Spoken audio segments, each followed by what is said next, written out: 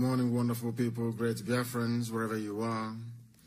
On the face of this very planet, once again, we welcome you to our live, interactive question and answer session, something that the zoo can never do. Something that Mohammed Yusuf Mustafa can never do. That is Aisha Buhari's boyfriend. Today you are free to ask your questions, and we are going to answer each and every one of them. I welcome you, especially those who are listening via IPOB Community Radio app. Those of you who are listening via our FM in Kanu, in Abuja, in Lagos. Those of you who are listening right across the face of this very planet. Those of you who happen to be doing so via satellite. Those of you who are listening via Radio Biafra app. Those of you who are on tuning, some on Simple Radio. Some of you are also on Radio Garden. However, you have chosen to listen to us this very morning. Just be aware that this is a live presentation because the time now is 5 minutes past 7 a.m. in the blessed land of Biafra, and by the same number of minutes past the top of the hour, regardless of where you are. I welcome each and every one of you, and as I welcome you, allow me to also encourage you to welcome other people as well, friends, family, relatives, regardless of where they are. As long as you have an internet-enabled device, you should be able to participate in this very program, this very morning, afternoon, or night, depending on where you are. I welcome each and every one of you. My name is Nnamdi Kanu. I am the leader of the indigenous people of Biafra all over this very planet, the director of Radio Biafra and also Biafra Television. And by the very special grace of the Most High Elohim, a servant of the wonderful people of Biafra, I welcome you once again, please. Today is Friday, the 9th day of October, 2020. In a short while, our lines are going to open. As usual, you can reach us on Skype, which is IPOB 2020 IPOB 2020 at outlook.com.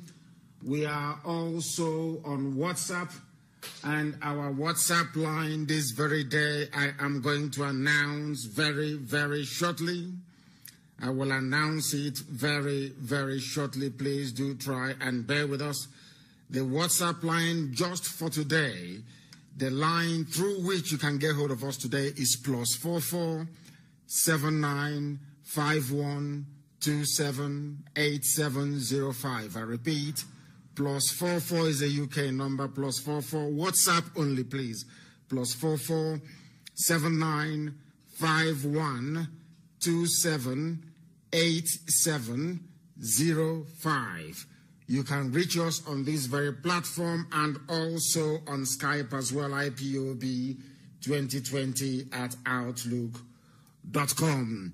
We are going to pray very, very briefly, and then after that our lines will open, and as usual, please keep whatever you have to say to within 2 minutes. Ask your questions, please, and then allow the world to hear the answers that we have to provide. We want very difficult questions. Please dispense with any form of pleasantry or greeting, please. Just give us your name and where you are when you do call us, and then you proceed to ask your question. But before all of that, we are going to pray to hand over all our proceedings this morning to the Most High Chukwukika Biama Promi Henine. Chineke nanke binigwe nekrelibwe makelo wa. Onye ndi mmụọ ozi na-akpụ isi ala nye onye ọbụla nne ya ka mmadụ dị ndụ na-efe. Chineke nna na-epụtara anyị ihu wee pụtara anyị azụ, onye ọbụla nne ya na-achị, onye ịma mma ya na-adịgide n'ime ndụ ndị ya ma ruo mgbe ebighị ebi. And you were in Kanu one when you're faking a canoe pochinket and even one and Nalan Kendendro. And you were not Jagama when a Toginasigan is a bedding gossip. Knows your man Kidrania Kaniwe Bassa, ne hint on one in Ndino, no Chechere. I can see how the Wohon will put a principal zoo Nigeria. In Cape Point, would say bedding gossip. Or Dawo, on your one in a Chinekan. And you were in Yagan Soprun in a Tonino. Nasan open and the Gibonia Purim make it a tour, or Bogamadident. And you were not always able to then go to Kiwi and Biafra and when can also Nima Fakanya, Yogon. Come again, a break again on Yaganomico was working a banyan or Cogabuni, but the Mazano one in a Gassinesia, and the to Abumuchin Kabomo IPOB. And you were not Jagan Mano Bochinkata when it to when a bullia and so you were not Isial and Yagi, Nasin and Mogi chose a Wesugagi. Nasio to turn and sopping in the dry hands of Wamarum Bonini BB. He said that was the language of heaven. The language of heaven. People are calling, and I'm not going to waste any time. We are going to the lines this morning to go and take the calls of those who have been chosen to pursue this very effort. I have a caller on the line, please. Your name and where you're calling from, please, and make it very brief. Your name and where you are, please. Mazi, good morning. Good morning to you. From here. My name is Amechi. I'm calling from Canada. Amechi from Canada. You're the first caller this morning. Please go ahead. Yes, I'm happy that I'm the first caller, and I've been trying to reach you since. So my question goes straight to this point. Considering all the decay in our society, the level of mess in the educational system, if Biafra comes tomorrow morning, what are we going to do? What are you going to do to restore the dignity of man? I'm using this term because that is the University of Nigerian slogan. What are you going to do to restore our engineering graduates, our electrical, civil, mechanical, and petroleum engineering, so that they will kickstart and hit the ground running on developing our new nation? Thank you very much. Education for us will be a priority, and all of this, the blueprint, how we're going to approach the education sector is going to be contained in a document that will be published as soon as we gain our sovereignty, as soon as we gain our independence. All the universities that we have presently or currently in Biafra land will be revived and revamped. And we are going to have a set of Ivy League universities. It is not everybody. I do not believe some people are gifted with one form of craft or the other. They will have the same importance, so to speak, as a paper degree. In other words, woodwork, glasswork, metalwork, and steelwork. Very, very important that we make those the foundational basis of our industrial advancement. But top-class universities, as you have mentioned, or should I say previously, like UNN and a few other ones that are also very good, will be revived.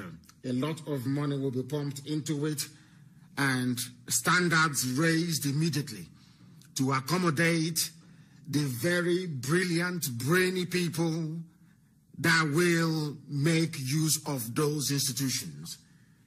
For us, education is absolutely key, absolutely key. It is very, very important. I cannot go into so much detail because I don't want our enemies to copy what we're going to do. Please go ahead. I know. My second question is, second and last question is, now we have a very tough situation coming out from the colonial masters, Britain, who practice a parliamentary system.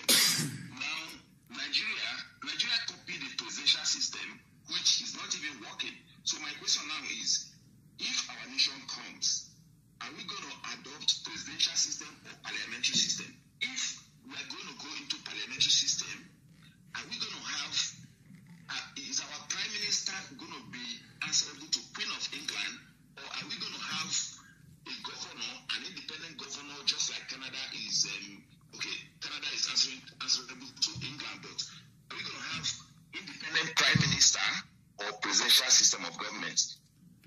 We are going to have a Biafran system of government, something very unique, something very African. It is neither the British parliamentary system nor the United States presidential system. We have a hybrid, something very, very unique. Do not forget that we are the ones that gave the world democracy. We are the ones that gave the world the first written constitution. Don't take my word for it. This is what scholars have come up with. These are white people, people who are independent. So we know what we are doing. We are going to go back to the way we were before the white man came. A very unique system of government. We are going to have a prime minister, of course. We are going to also have a head of state, and the prime minister will be answerable to the people of Biafra. The same thing. Let's say if you have seen the Israeli system, where you have the Prime Minister Netanyahu reporting to the President of the State of Israel. So we are going to have it in such a way that there will be division of power, separation of powers, and also accountability. What we have done is to try not to concentrate powers in the hands of one man or a group of very stupid people as you have in the Zoological Republic. What we are going to have is something exceptionally unique. And do not forget that Izon people will have their own parliament, they will have their own premier as well. The same thing with Ibibio, the same thing with Efik. Every ethnic nationality in Biafra land is going to have their own premier. They are going to have their own parliament as well, making laws in their own local language. Because sometimes most of the nonsense that have actually bedeviled Africa is the fact that they try to make their laws in English language. That is why they get away with so many lies and deception and also fraud. So in Igbo land, the Igbo nation is going to have its own parliament making laws in Igbo language. Idoma is going to have Idoma parliament making laws in Idoma language, answerable to the premier of Idoma land, who in turn is answerable to all the people who he has been mandated constitutionally to preside over. And mind you also that each and every of these ethnic nationalities within Biafra land will have their own flag and their own national anthem. And any day they wish to leave the union, any day they want to abandon Biafra and go on their own, we will go there to have a party and say, we'll have a very beautiful send-off party and say bye-bye to them. That doesn't mean that we are not one people, we are still the same people. So what we are going to have is something very, very unique. Very, very unique to Africa. We are not going to copy anybody. And I believe very strongly that after about 10 or 20 years, people will begin to copy us instead. Thank you very much.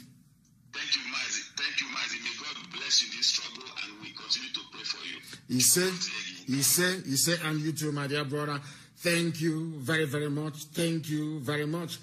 I had a caller previously on the line,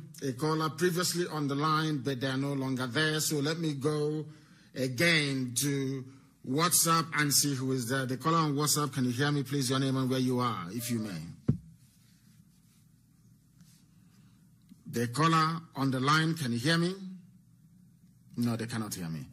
I have another caller on the line on WhatsApp. Can you hear me, please? Your name and where you're calling from?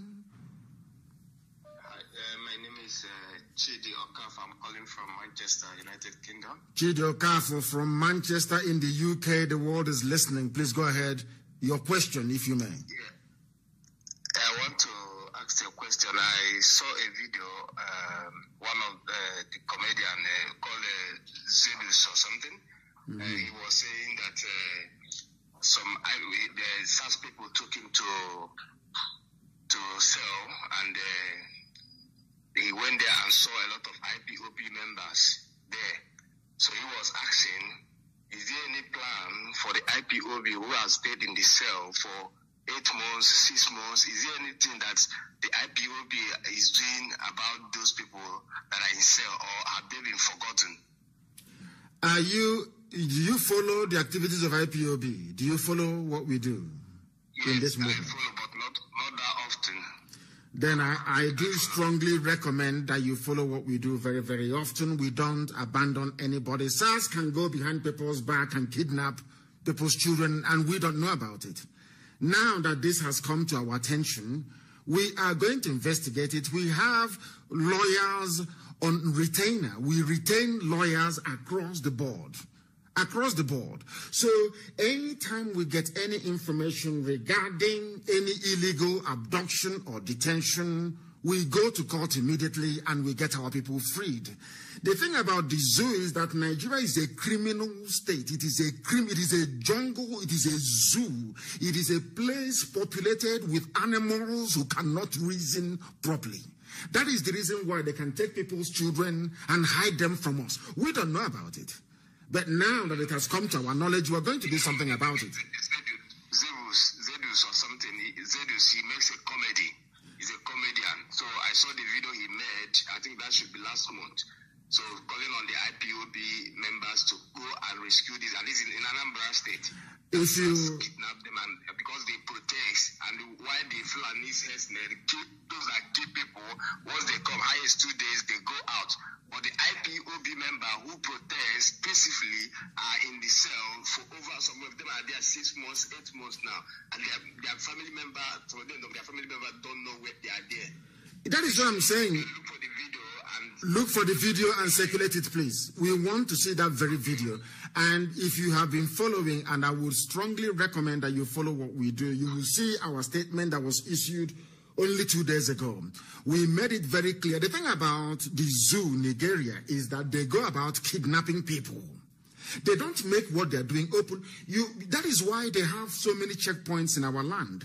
You can come to a checkpoint and you disappear from the checkpoint. People don't understand why we're against all these things. People, the idiot, that very fool in Uyo, that idiot in Uyo, talking nonsense, they're giving money to the fool. These people don't know what we are passing through. That is the thing about black people, and I keep lamenting and complaining about it all the time. When you give money to a black person, they lose their senses. They no longer reason properly. These are the things that we are fighting. People don't understand the meaning of our agitation. We want freedom. We want people to be free. And we are not going to stop until we are all free. The only way to stop SARS from kidnapping people, locking them up, harvesting their organs and selling them to Indian doctors is for us to have our freedom, for us to have Biafra. It's as simple as that. Anything else is a complete waste of time. And that is why I abhor and despise anybody who is against what we are doing. That is why I have continuously said that anybody who is against what we are doing is a child of Lucifer. That person is evil. Absolutely evil. There is something I'm going to read later on this morning that was sent to me. They said an American radio host was saying in the USA about black people and the way we reason and the problem with us. The worst part of the worst part of this whole thing is that a black person doesn't know how idiotic and how foolish he or she is. They don't know. That is why you are in a country where somebody will wake up in the morning, abduct another person's child, and lock them up. They don't take them to court, and you're telling me that such a system should be allowed to continue? Such a system should exist. God forbid bad thing. God forbid bad thing. Let us go to this caller on the line. I have another caller on the line. Please, can you hear me? Your name and where you are. The caller on Skype, if you may. Are you paying attention? Please turn your system down. Turn it down, please. Turn it down. Turn it down. Good morning, sir. Good morning to you, please. There we go. Your name and where you're calling from, please. My name is Uche Mwago. I'm calling from United Kingdom. From the UK again, yes. Go ahead, please. Your question. I'm very, very happy to reach you at this hour. And I pray that you will bless you and guide you. You say? I have a few questions to ask. One is that being that you have reiterated many times that you will not participate in the governance of Biafra when it comes, how will this vision be implemented if you will not be a leader after getting Biafra? Being that you as a person as well will have the right to contest fairly, and you know what the outcome will be. That's the first question. The second one quickly is that there are many communities ravaged by traditional vegetation based on greed, the greed of the wealthy people who will dethrone some traditional rulers like Ez and all the rest of them, and go to court and propound some ridiculous theories. And because maybe the people who inherited, who it is their right by hereditary, which is practiced all over the world, poor. They are dethroned, and somebody who is not qualified and who by right will not even have the right of succession, will now be as a, what will be the situation when Biafra comes? Will this trend be reversed to the original status quo of hereditary? And that's my second question. But finally, will there be a grand master plan for economic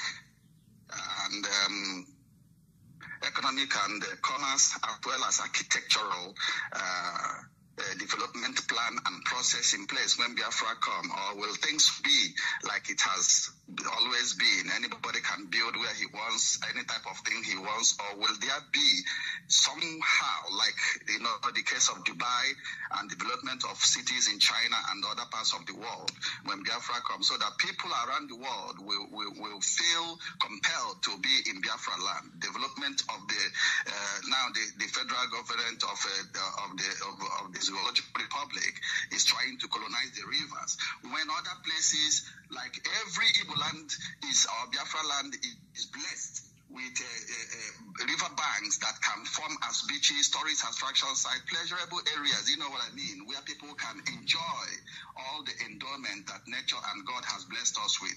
Will all these things be put in place so that our place will be the heaven on earth, which I have seen the vision as well as you have, that God has promised us? This is my... You ask straight... But in giving Go ahead. In support of this movement, I have tapped in. I was born with the spirit of Biafra in me when I was growing up, and I didn't know where it comes from. So I don't want to divulge too much of what my project is in the spirit of Biafra is, but it's coming soon, which will go on to sensitize our people in the various languages of Biafra, because we have suffered too long. Everybody I work in low-paid job in this country is either a PhD degree holder of international repute or having multiple degrees. I myself, I have 8 degrees. Apart from the one I came with from Nigeria, I have 8 degrees in this country. And what am I doing with it? You see, so it's painful. It's really, really painful. And hearing your voice is like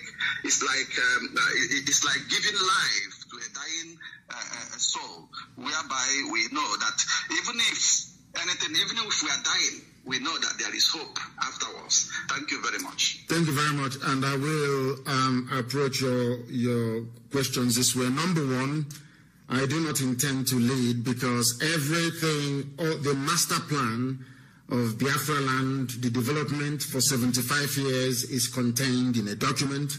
At the appropriate time, it will be released. And as I have said time and time again, we are going to work for 24 hours every blessed day, morning, noon, and night for 75 years to build our land. We are not janjaweed, we are not lazy, we are intellectually astute, we are naturally endowed with intellect, hard work, and dedication to duty. Those things that have stood us in good stead for very many years will be brought to bear in this new nation of Biafra. And regarding what you said about some hereditary titles and the thrones and all the rest of it, Biafra is going to be a republic, or the people will have to decide via a plebiscite the type of nation that they want.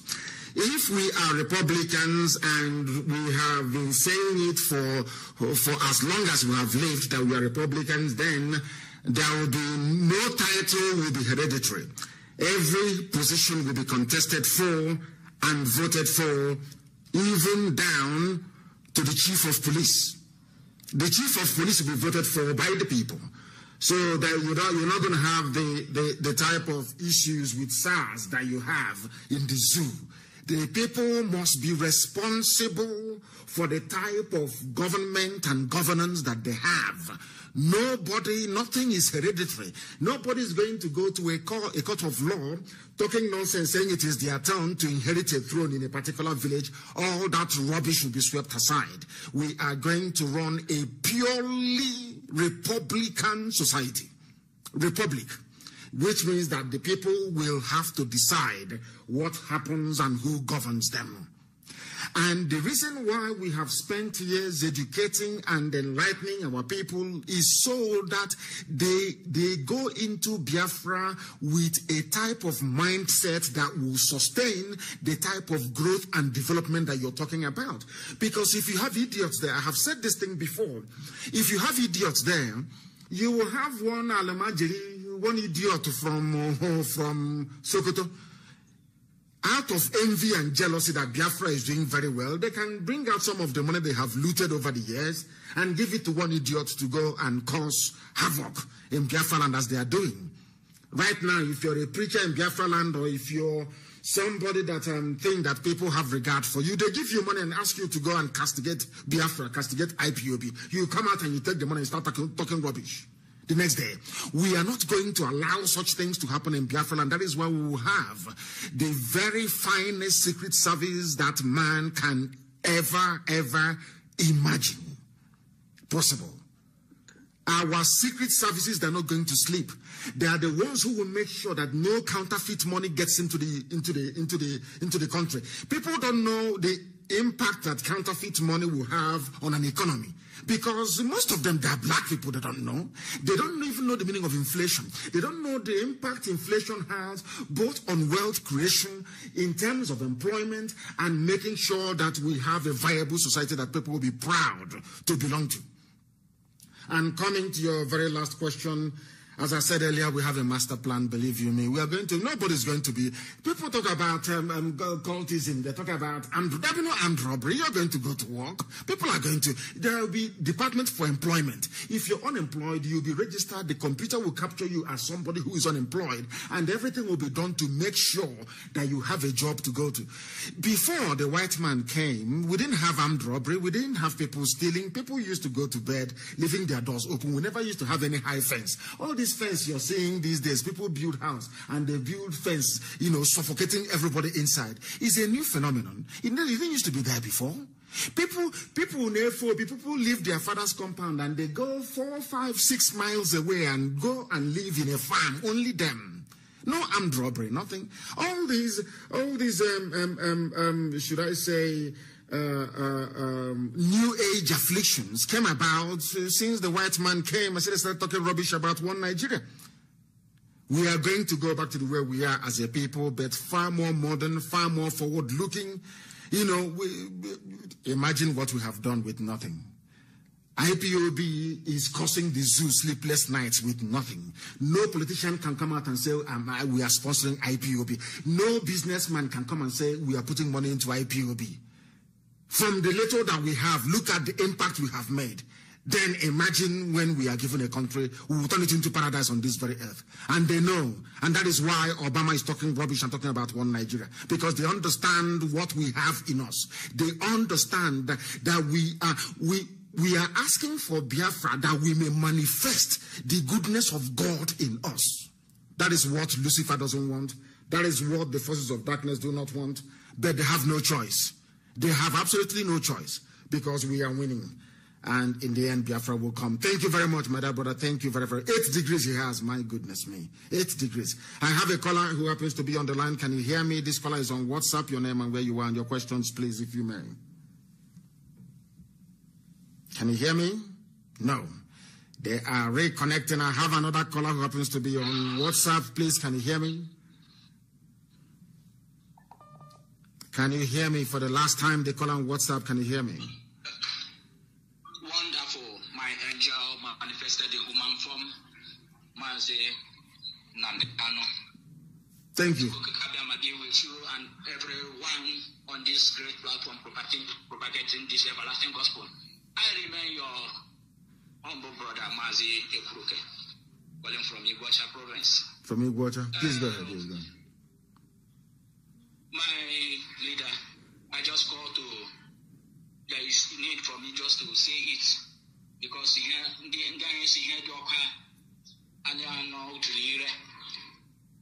based on what you are talking about concerning the master plan and the way forward when Chukwuka restore our land Biafra, how it will be governed. And you have made it clear concerning the democracy and all the rest of them they are talking about, that it emanated from our land. And yes, in order to add to this that you have said now, I want to give a sort of advice or encourage that when this government, our government comes, for instance, after laying the foundation, that must be done. After the foundation is laid, before the contesting of whatever position, because foundation must be laid, and whoever that have the master plan will lay the foundation, make sure that the foundation is correct, and you are the one now. Is it contested? So that is, by the way. Then when they will begin to now contest for political positions, now for instance, you know our people, during the olden days, during maybe when they have, people will have different opinions, this, that, hey, different opinion. And when they come together in the Mbarama or the market square, whatever they will gather, you will see that everybody, when they vote and have a consensus, they say, everybody would. And whoever have a different opinion or decision will bury his or her opinion or decision and imbibe with the one that everybody agreed it and work with for the progress of that particular opinion. And this is what is lacking even in the whole world today. That is why we are having Democratic, the Republican, APC, PDP. They will not be, for example, when a particular party emerge in the center, what I advise so that it will help us, every other position, every other political party must be collapsed. That one that emerges in the center, everybody will rally around to make sure that everyone was carrying the collective developmental activities of that particular. Then after, for instance, if we agree maybe it's 5 years term, or 6 years time or 7 years time. After that time, and by the grace of God, one single time, not coming for second time, third time, fourth time, one single time. Immediately that time ends, that political party, every of that political party will collapse, and they will form a different political party. People will come again, and those people who have served will go and retire. The people who breed of people will come, so that we will not have this sabotage here and there. For instance, see what Chukwuka is using Donald Trump, Republican, to do. But the Democrats are fighting against the development of their people, so development of America. The same thing is happening in the zoo. The same thing is happening everywhere. So we will learn from their mistakes, and so that immediately we come a march. Every political party, wherever political party platform you came from, will collapse, and that one in the center will become number one. Everybody will rally around on it and work it for that particular duration of time, whether 6 years, 5 years, or 7 years time. And immediately they finish, one single time, everybody will go to your tent. People will breed of people will come up for a particular purpose and canvas, and based on the blueprint which the foundation has been laid, which you have laid the foundation, everybody will go and work towards development. That is what I'm suggesting. And so by the grace of God, so that we will not have all these people sabotaging, working against the development of their nation. God bless you, Mazi. And you too. Thank you very much for that. A very wonderful and enlightening insight into different forms of government and how people can become more responsive to the wishes of the people. It used to happen that way in our land. People gather in the market square and the opinions are canvassed and the most credible opinion is adopted and everybody will say, yes, we've agreed, and they just go home. The thing is that this very predatory, almost animalistic and criminal nature of a black man that you see in the zoo, Nigeria, is because of the way the place was structured. Nobody came into the project Nigeria with a clean conscience. Everybody came with what they can get out of the whole nonsense. And that is why it is in a mess. Biafra cannot be that way. Anybody who tries, either as an agent of Janjaweedism or an agent of whatever neo-colonialist forces that may be wishing or looking to pull Biafra down, you will go to jail for life. If you're found guilty of treason, you'll be hanged in public. In your compound, you'll be hanged in public. The nearest street to your compound, you'll be hanged there. So that in your next life, you will never, ever rise up against your people. People sometimes, they couch their wickedness and their evil towards their own people in this nonsense about, oh, we are trying to, of course, we're going to be a very free society. When I mean free, I mean absolutely free. You can say whatever you like and get away with it. If you say something I don't like and I feel sufficiently upset about it or aggrieved, I go to the court. I charge you for libel and I take you to court for defamation of character.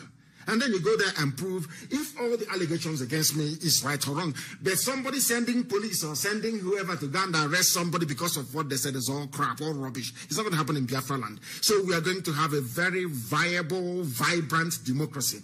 But for us to sustain that type of democracy, it requires vigilance on the part of everybody. Everybody has to be vigilant and working towards one purpose. That one purpose we have signed up to is that we're not just fighting for freedom for the sake of it. We're not just fighting for freedom to become like another useless, very hopeless African country. Heaven forbid, no. We are fighting to try to build something that when God comes down from heaven, Elohim will come to Biafra land. Thank you very much, my dear brother. Very, very enlightening. Thank you very, very much. I do have a caller. We have a caller, if I'm not mistaken. There is this caller we have on Skype. If they're there, they're no longer there.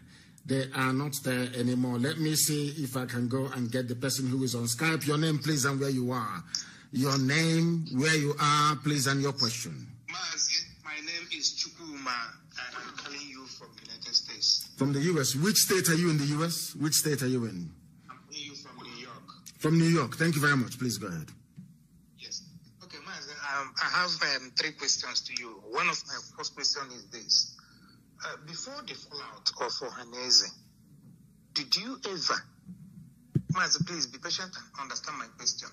Before this fallout between IPOB and Ohanaeze, did you ever in any way had a meeting with them and tell them your plan? Or is it because you found out that they sold out and you took advantage of them being sold out to castigate them? Because I am in support of castigating them. I'm castigating them myself. But my question is this, my number one question. Did you ever tell them all these beautiful and wonderful plans that IPOB has brought for the development of Biafra land and liberation of Biafra? Did you discuss it with them? Yes, hold on. One question at a time, because your questions are very deep. Yes, the answer to that is yes. I discussed it with them. When I came out and went to Chief Nyawodo's house to go and see him, I had a meeting with him. I had telephone conversations with him. It did not just stop there. The same plans that we had, or we have, still have, till tomorrow morning, of course, until Biafra comes and beyond, I also intimated the governors as well.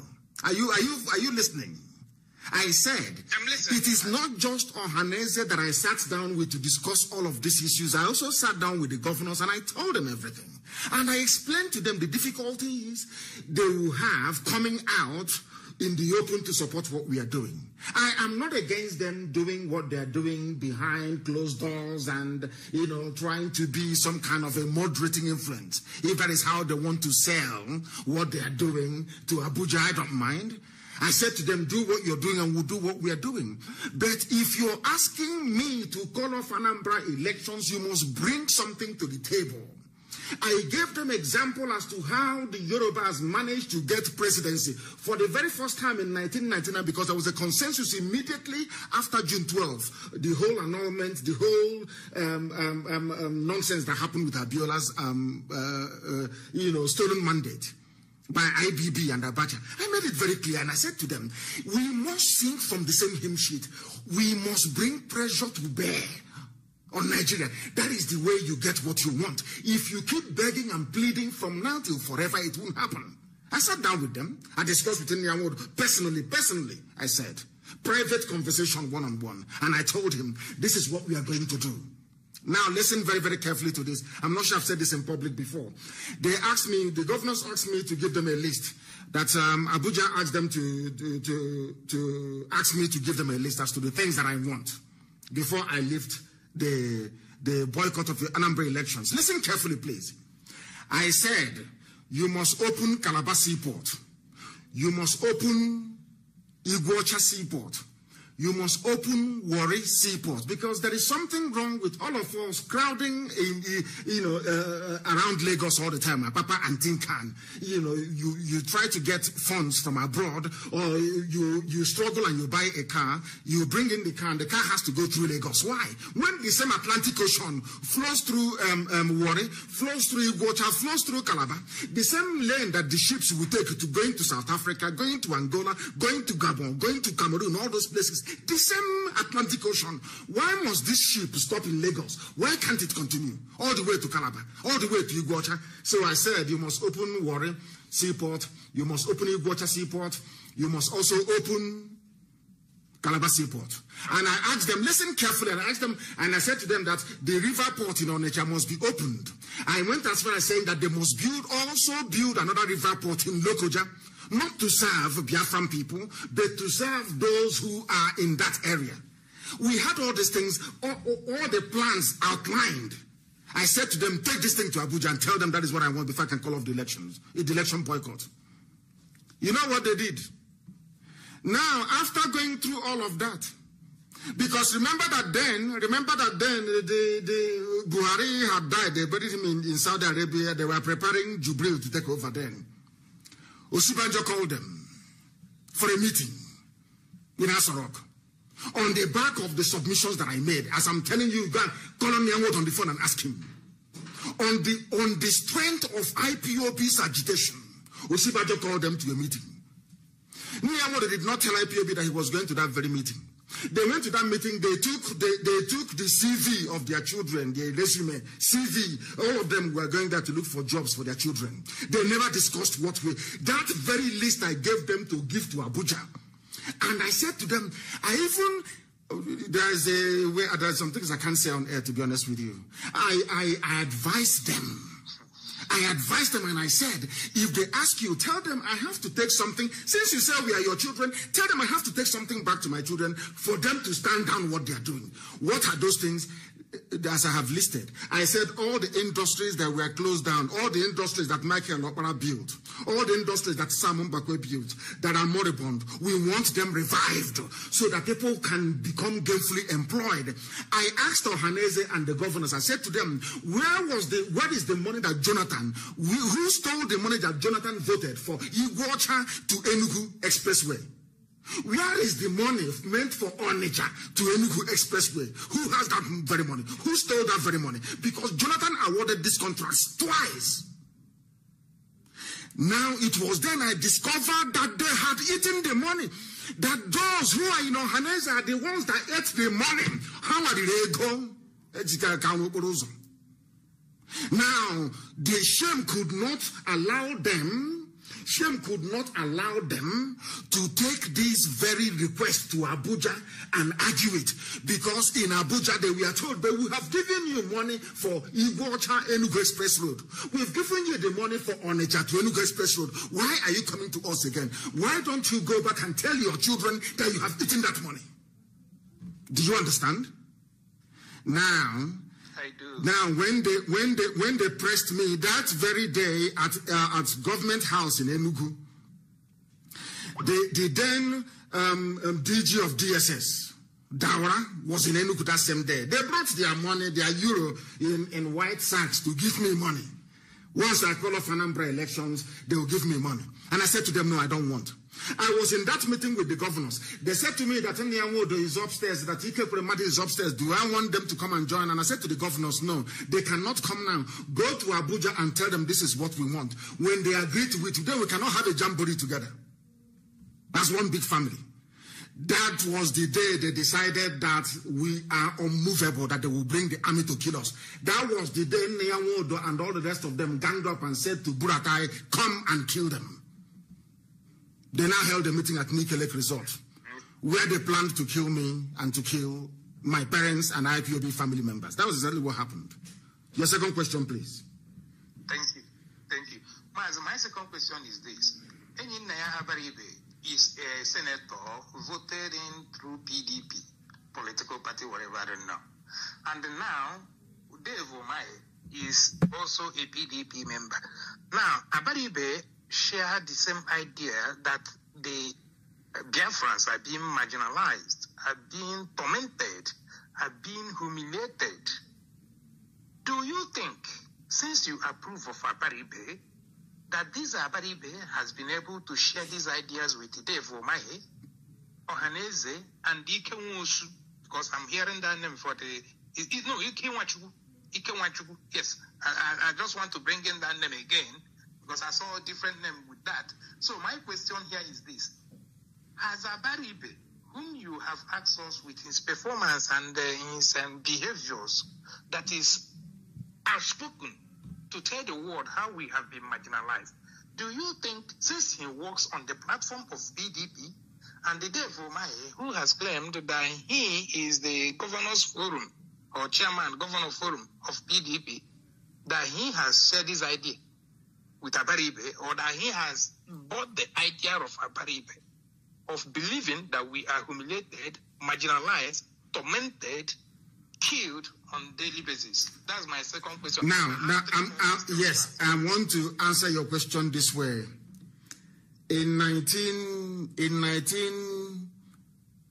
the year 2000, and Obasanjo got in 1999, after Jim Woburn and Ojos Okalo betrayed Ekweme.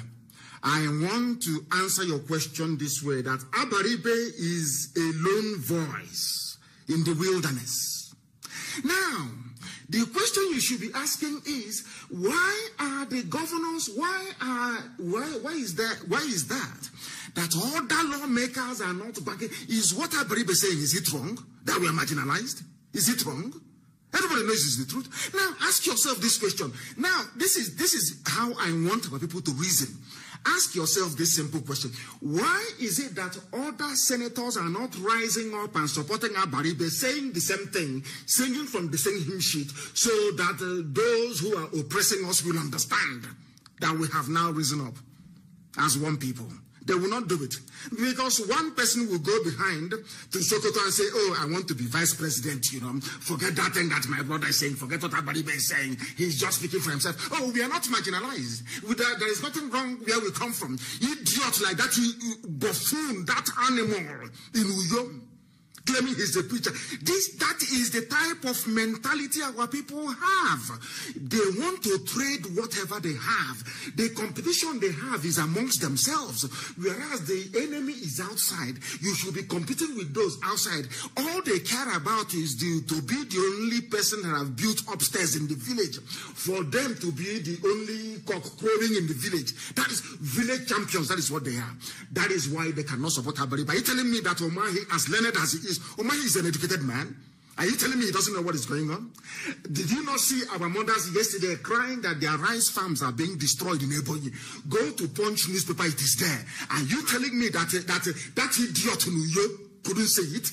Are you telling me that Omahi cannot see that our mothers are crying that their crops are being destroyed? Now, in the house, in the chambers of the Senate, or whatever it's called, Abaribe will rise up to say, this is what is happening in Ebonyi, I'm not happy. And the same evening, Umahi will rise up and say everything is okay. Oh, Buhari is doing very well. That is how they are. People need to understand the way we have taken our selfishness to a new level. We have taken our individualism to a new level, and it is destructive.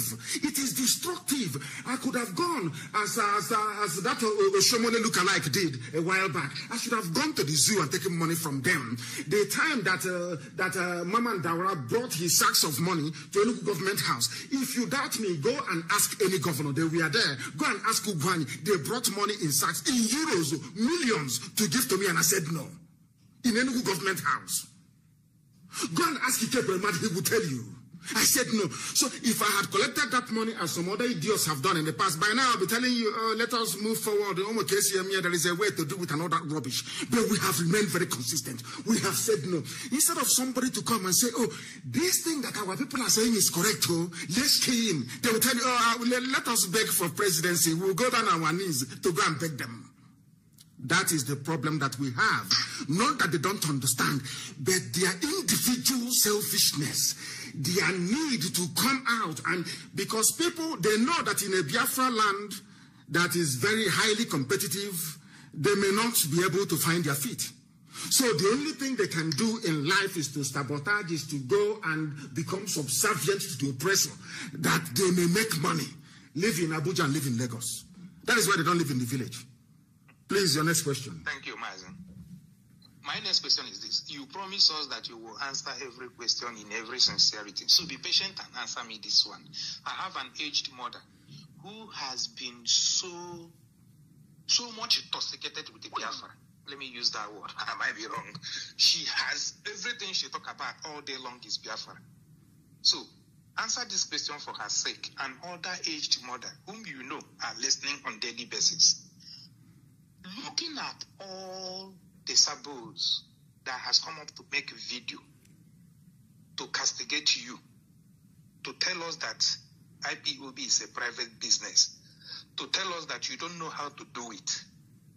There are so many, I cannot mention all their names. In 3 words, can you tell the world why you think that IPOB, their message, their blueprint, and all the plans they have to restore Biafra is the best, and why they must stick and follow it? After that, I have one final.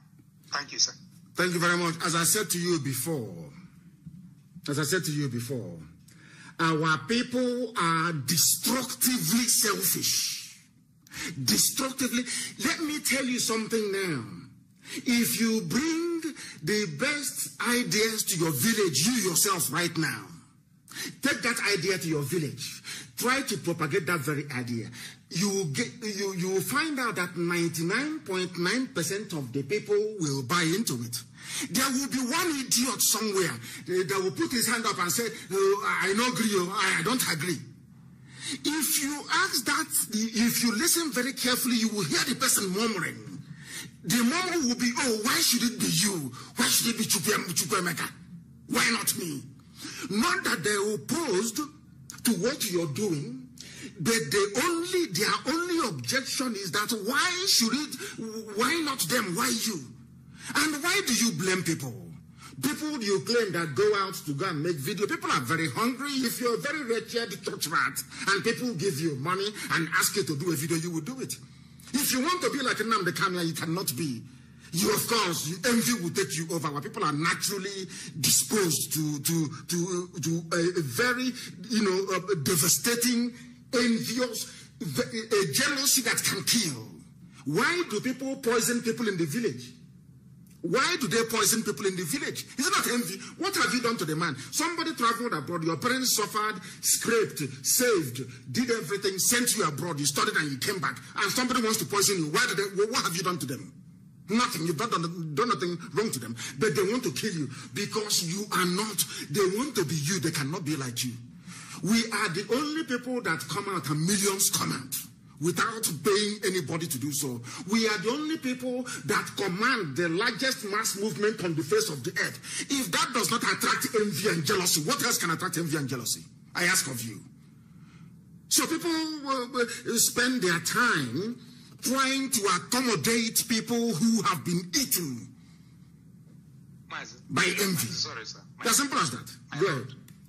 tell my aged mother why your message to liberate Biafra should be the best for her to follow all day long, as she has been following you. There is no other way. As people should translate in English. It's because of this very message, our consistency, our unbribability, our uncompromising nature, the fact we are never ever going to stop until Biafra is restored, the fact that this very promise from God Almighty in heaven must be made manifest in our time, the fact that only IPOB, I repeat and I say it with every sense of conviction and purpose, it is only IPOB that can restore Biafra, nobody else. Tell them that is what I said.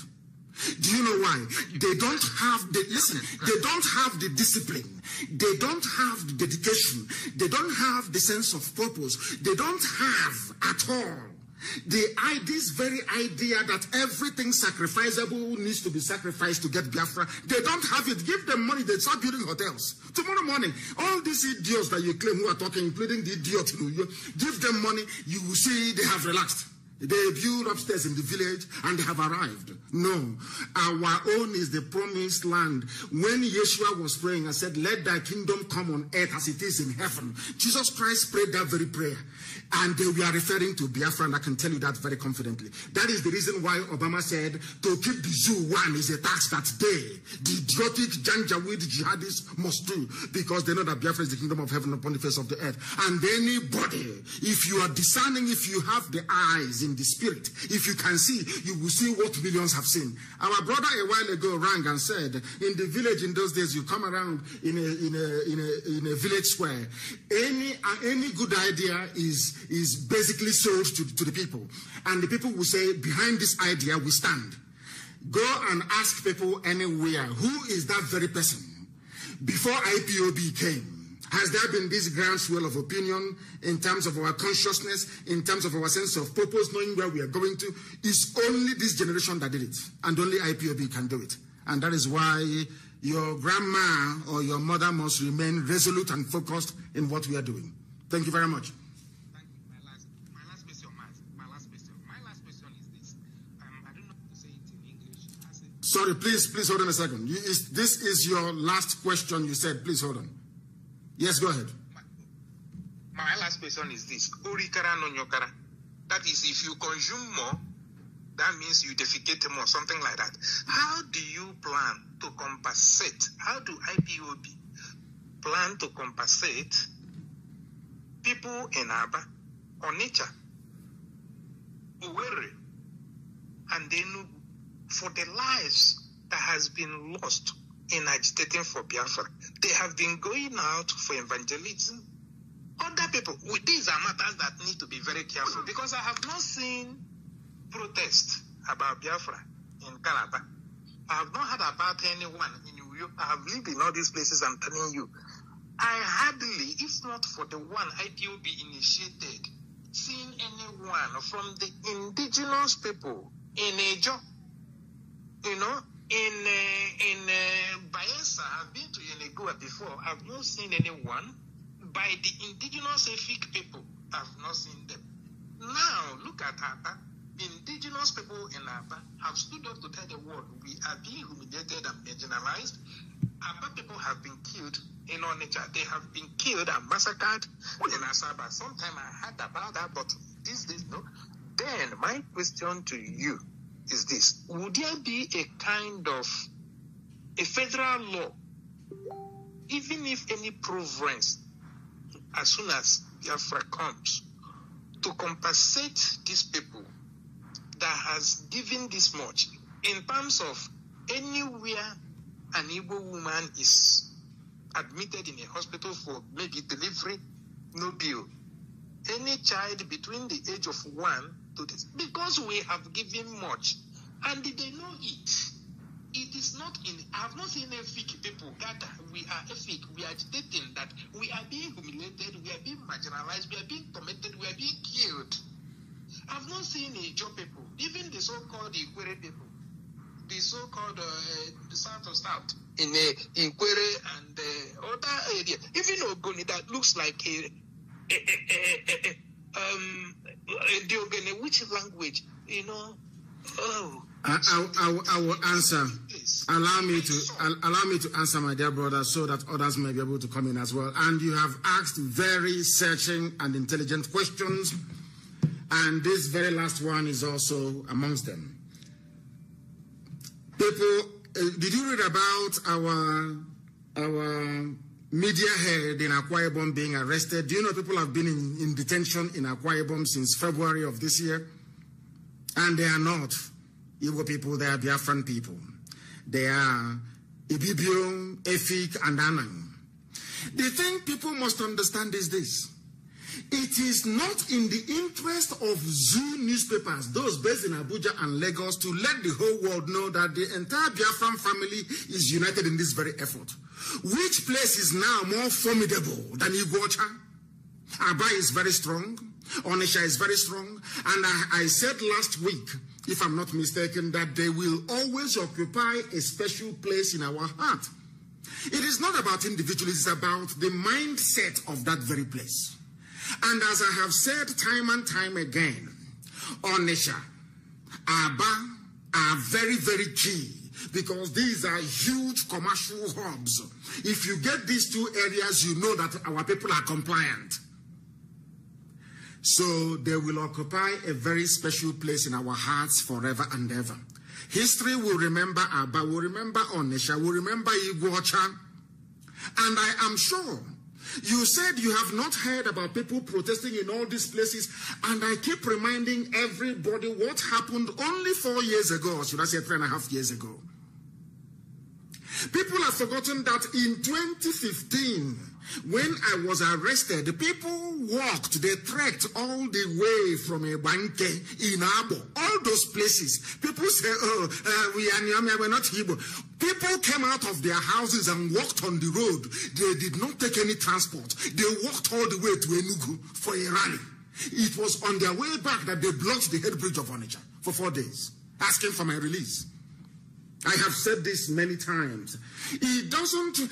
People, there are places in so-called Igbo land that is more quiet than Ibibio land, than Efik land, than Anang land. But we know that not everybody is just like going to a war. Not everybody enlists as a soldier to go to war, but they are fighting under the banner of that same country that they love very dearly. The same way that not all of us, you don't expect all of us to come out at the same time. Some will be praying. Some people have to pray.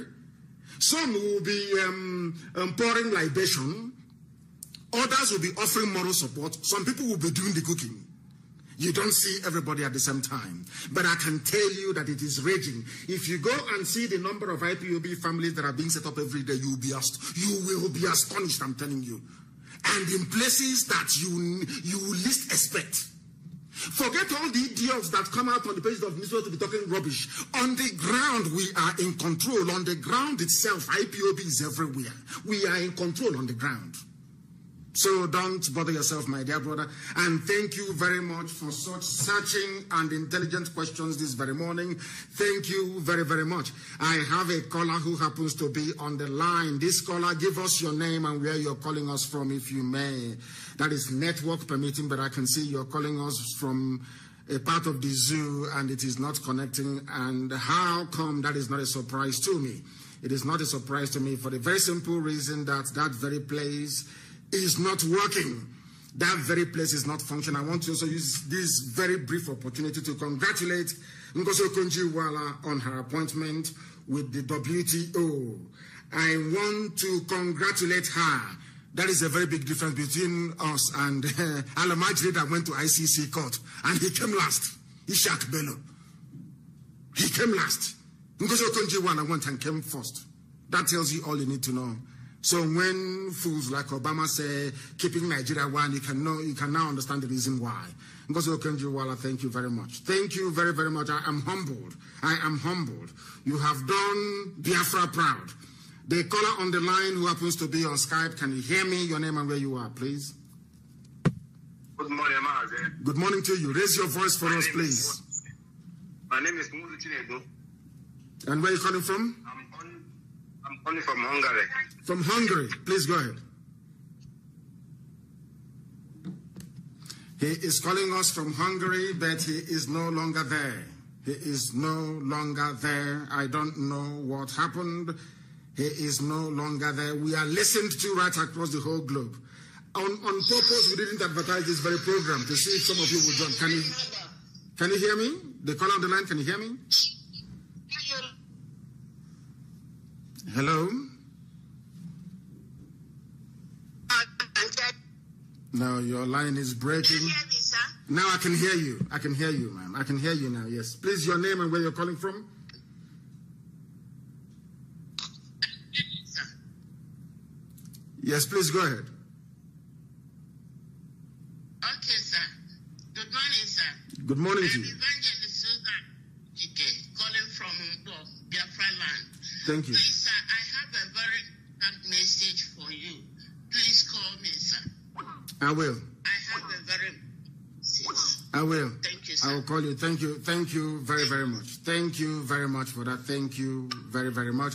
I have another caller on the line. This caller, can you hear me? Hello? Yes, please. Raise your voice for us, please. Your name and where you are and where you're calling from.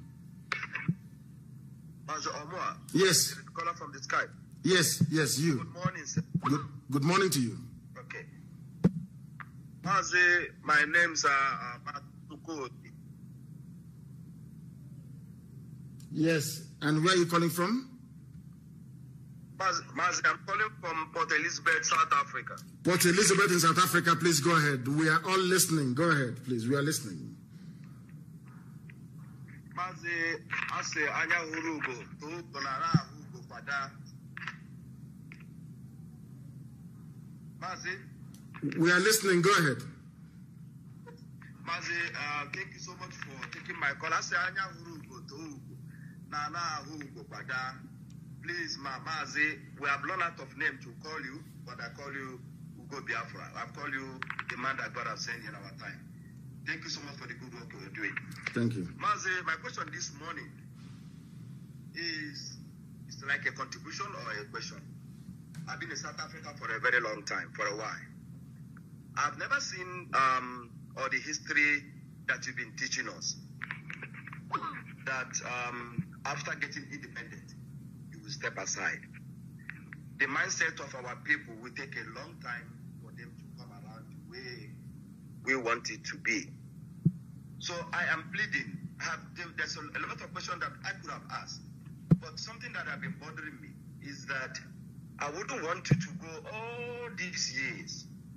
I know there's a lot of capable hands that can do this, but there's no capable hand like you. Please, lead us few years into our independence. Direct us and make sure that all this your work doesn't go in vain or fall into the hands that we Biafrans will not love it to be. I am pleading. It's just an submission that I'm making to you. You have to listen to the voice of the people, because after this whole struggle that we are in now, and you say you're not going to lead us into the few years. Nelson Mandela was there for so many years. We've been in prison and so many years. And he came out. His people give him a mandate. Lead us into this freedom. If you're going to be the president, somebody else can be the prime minister, so you can direct our affairs. Because, to be honest with you, it has taken over 100 years that Britain have damaged the way we reason. It has taken a long time for you, for all we are doing now to just come after 10 years. That's so, like I used to say this to so many people in South Africa. South Africa is going down is because it takes 300 years to damage their brain.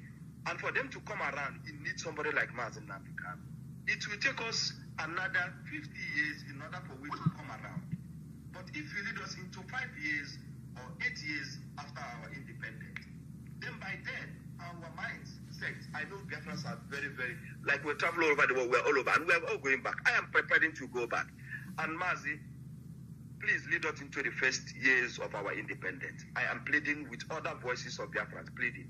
Please, when we get our independence, lead us. So another thing that I want to say is, please, Mazi, consider me to be one of the hundreds that you're talking about. My name is Mazi Chukwudi from PE. My coordinator is Mazi Chukwuma. Thank you very much. In He said, thank you very much. You're very kind. Thank you very, very much. Thank you very, very much for that. Thank you. Thank you very, very much. I have another caller on the line. Can you hear me, please? This caller on Skype. Can you hear me? Mazi, good morning. Good morning to you. The man wants to do from Hungary. Yes, from Hungary, yes. That was why I took your call, because I saw the picture. Yeah, go ahead. Yes. Mazi, please, my question is this. When are we taking our agitation, our protest to the streets of London, America, Canada, Australia, and let us spend days the way we did it at Orange Head Bridge. Let us spend days on the streets of all these states, of all these countries in the world, so that they hear our voice, they hear our cry. This is bothering me. I really want this. We need to stay there like this a week, so that they know what we are looking for. They know what we are passing through in the zoo. Please, this is my question, sir. Thank you very much. It's a very good, and we are, as I said, is incremental. We are coming there. We are getting there very slowly. You know that COVID ruined a lot of things for us. A lot of the plans, a lot of the things that we had planned to do, the Chinese virus came and decided to make life almost intolerable for us. But we are getting there very slowly, and very soon that is going to happen, of course, COVID permitting. You know that 1st of October rally that was planned, even in the UK, because of what COVID is doing to people in the UK, the police can only allow, or could only allow 6 people in total. So that tells you, as soon as this whole thing is over, we are getting there. We are getting there. Slowly but surely, we are getting there. The level of consciousness, the level of reawakening, the level of enlightenment going on now makes it imperative that sooner rather than later, we will march out on the streets all over the world to tell them how formidable we are. But the Fulef will still be there, of course. Don't ever discount them. People will always try whatever they can to see if they can attract some measure of crumbs from Ubu Hausa, or should I say from Ubu Fulani. The caller on the line on WhatsApp, can you hear me? Good evening, sir. And good morning to you from here. Your name and where you're calling us from, if you may.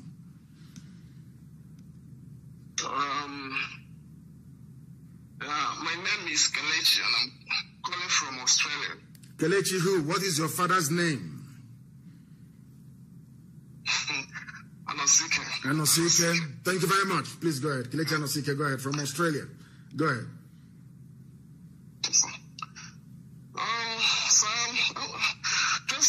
I listened to your last broadcast, and there is something you said, and it's really I asked myself a question.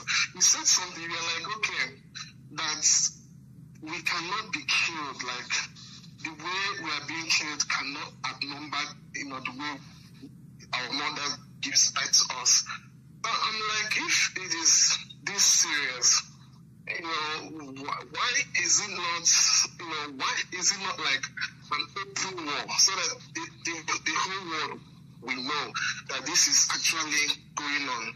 And considering the fact that currently the Republicans, the right is with the White House right now, so it can attract a lot of if something can happen, something positive can happen, and Biafra can be realized. As why is it not like an open war or something? So my next another thing that is bothering me is this. I'll be happy to have someone that will come up on Radio Biafra, someone that is as charismatic as you are, someone but that for me, when you are not broadcasting yourself, if there will be someone that can be so that can make the broadcast look be so real, and to communicate the way you are you always do. If there is someone else that you can groom, that can, be so much effective to, that will be so much effective. Yes, I think we have lost you there, but I do understand what you're saying. First of all, when the time comes, the world will know everything we are doing it in a planned, in a measured form. You know that the trauma of having lost the last war in 1970 affected our psyche so much that, basically we had generations raised in cowardice. People that felt that having lost a war, that we should not attempt another one, forgetting that life is about agitation. Even when you're in the stomach, when it is 9 months and you're in the stomach, you start agitating to come out. If your mother refuses to yield to your agitation, she will die in the process. Every 9 months, a child starts to agitate to come out.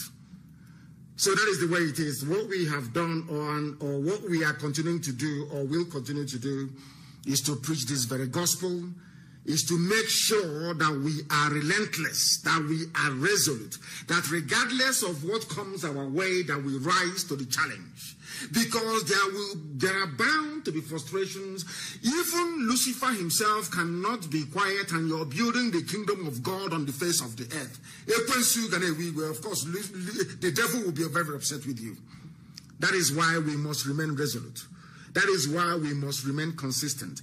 That is why, no matter what happens, we must remain doggedly determined to restore Biafra. That is something that you ought to know, please, my dear brother. And about getting somebody to take,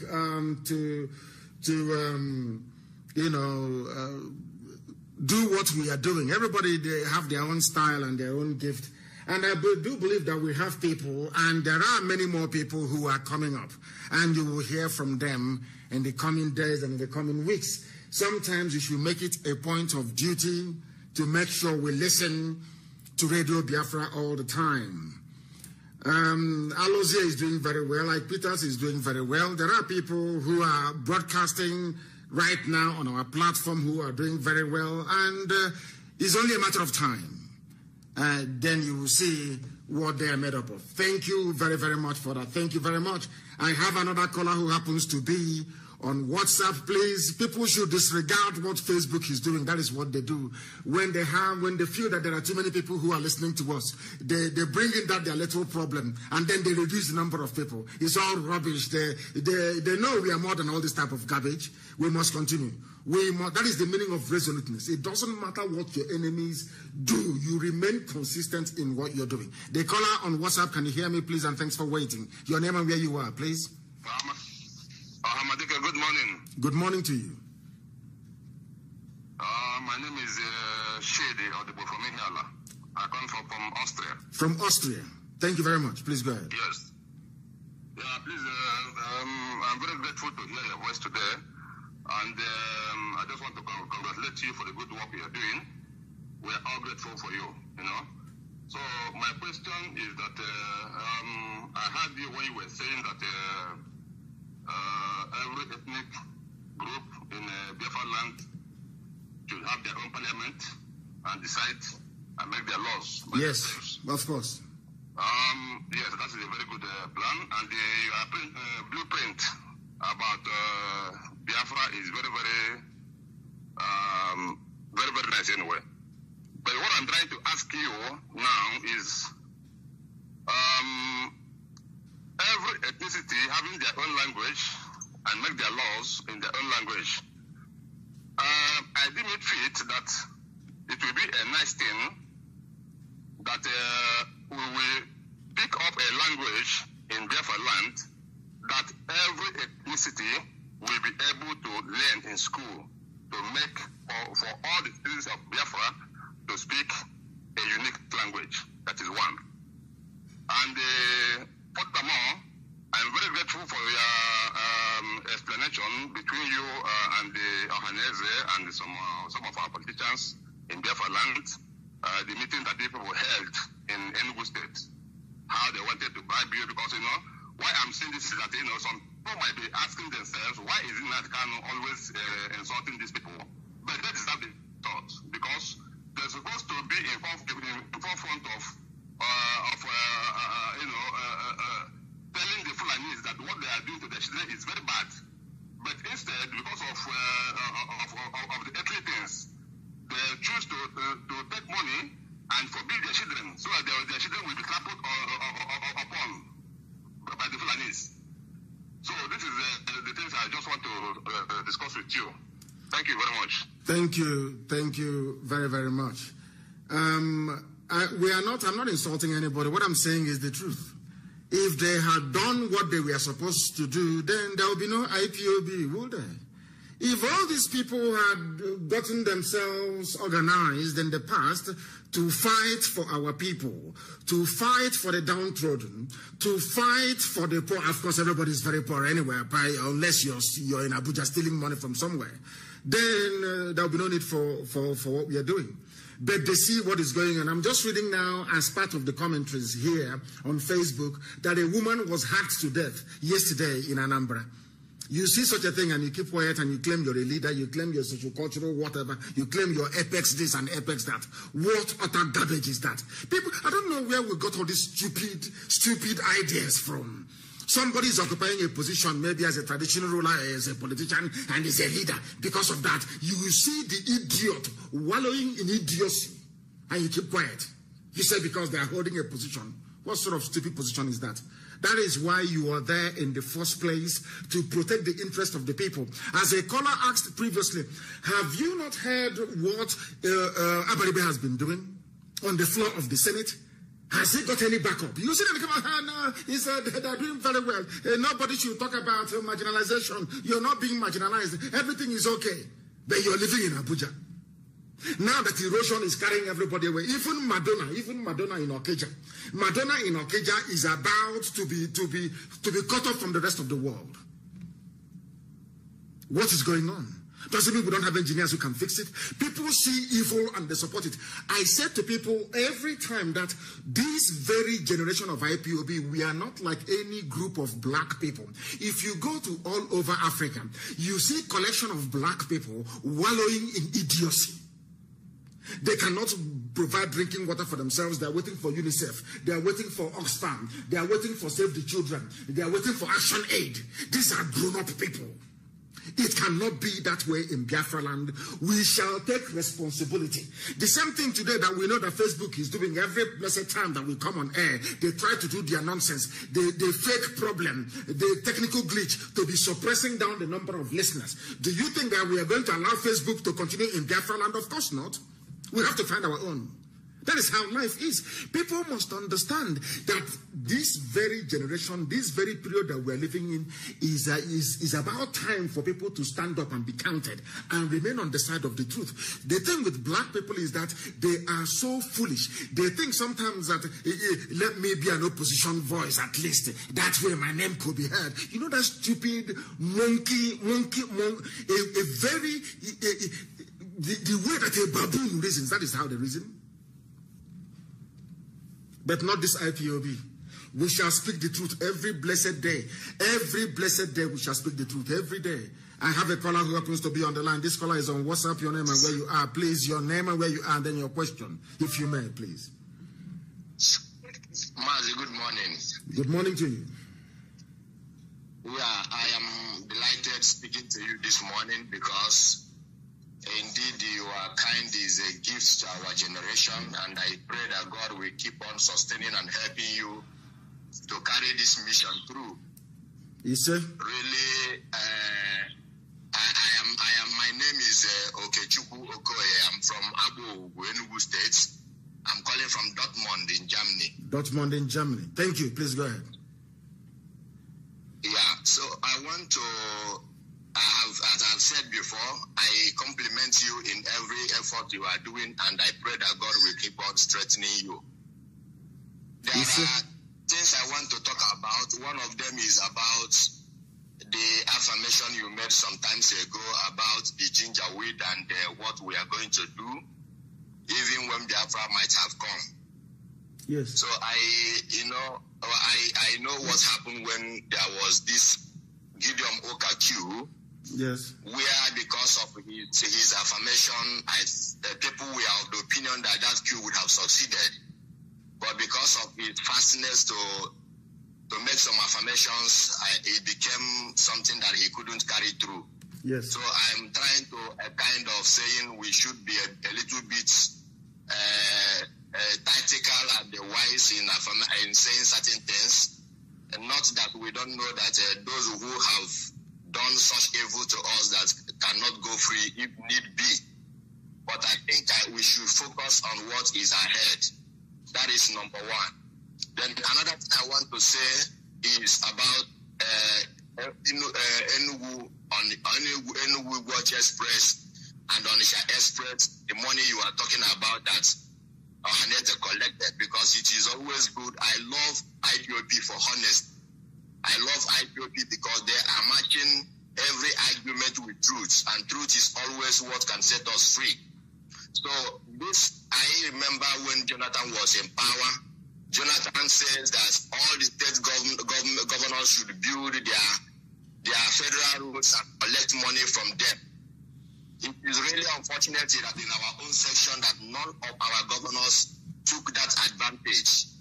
Recently, the current Jibril or whatever his name is in Asorok has also requested for money to refund for states that have carried out federal roads in their locality.